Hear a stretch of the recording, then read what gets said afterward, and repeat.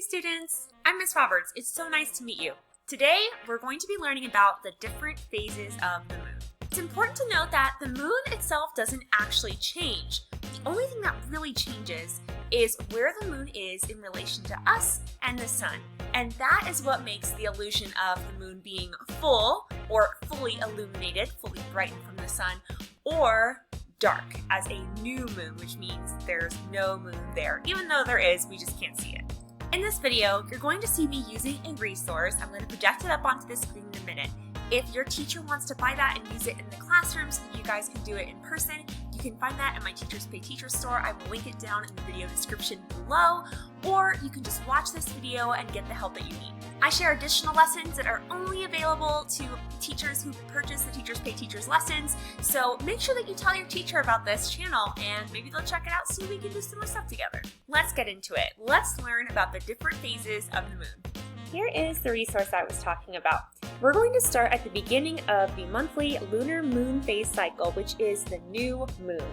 It's important to note that a new moon doesn't mean that the moon isn't there. It just means that the position of the moon between the Earth and the Sun makes it so we can't see the moon's light. It's also really important to say that the moon itself does not actually give out any light. The light that we see from the moon is reflected off of the Sun and then visible to us here on Earth. During the new moon phase of the cycle, the moon is actually between the Earth and the Sun, so the light can't reflect from the moon onto the Earth. Now, as we progress toward a full moon, we see the next phase is a waxing crescent. Many students struggle to know the difference between waxing and waning. This is all you need to remember. When the moon is working towards becoming a full moon, all of the stages are waxing. They're getting bigger. You can think of it as we're waxing on the light and waning. The light is waning and dribbling away when it's getting darker. So this is a waxing crescent. From there, the next phase is a first quarter moon. Many students know this as a half moon, but that is incorrect. We would not call this a half moon. We would say this is the first quarter in the lunar cycle. From there, we have a waxing gibbous. Remember, when we're moving from the new moon to the full moon, it is waxing. We're getting bigger. We're getting brighter. And from there, we have a full moon. A full moon is when the sun is actually shining its light fully on the moon, at least on the side that we can see, and that part is fully illuminated or lit up. From there, the moon cycle starts moving its way back towards the new moon of the next month. So you can think of the full moon as halfway through the cycle. After the full moon, we have our waning gibbous. Gibbous is a really fun word to say, isn't it? An easy way to remember the order of the moon phases is that the gibbous moons are always directly before and directly after the full moon. The waxing gibbous is the one that comes before the full moon, and the waning gibbous is the one that comes directly after that. After the waning gibbous, we have the last quarter.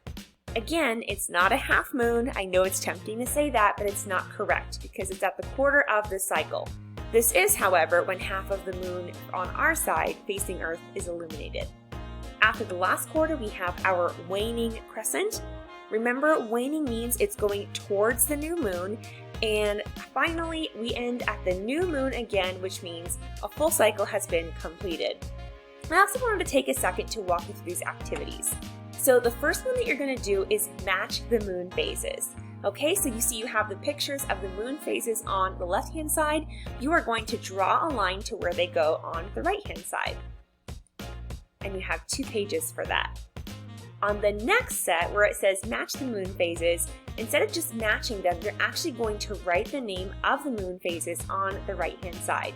So teacher, you might want to have the students practice with the first pages with the moon phases on there, and then have them practice writing them in, unless your students are already up for the challenge.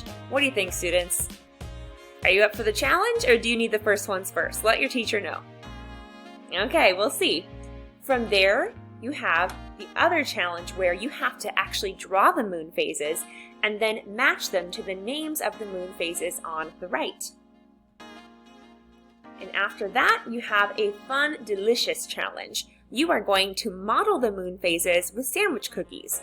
Oreos are a really good example of this.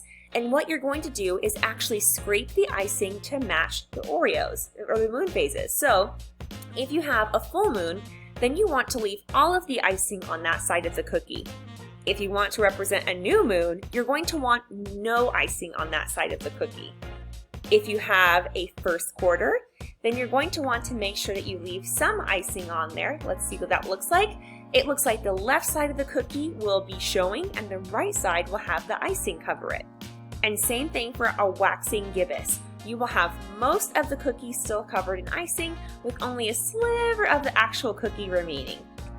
Now students, I know it would just be too tempting to give you the Oreos or the sandwich cookies right away, so we're going to start with the other activities first.